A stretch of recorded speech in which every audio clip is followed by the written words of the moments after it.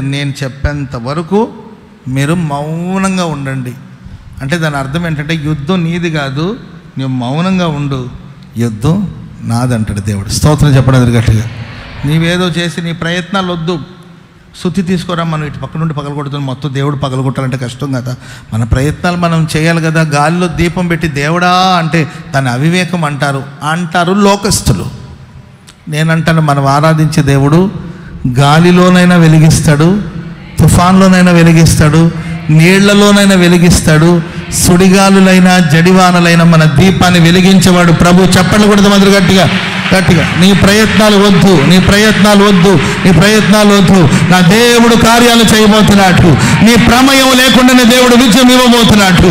నీ ప్రమేయం లేకుండానే దేవుడు ప్రాకారాన్ని పడగొట్టబోతున్నాడు. నీవు కేకలు వేయొద్దు, మౌనంగా ఉండు, నీ ఊరక నిలబడి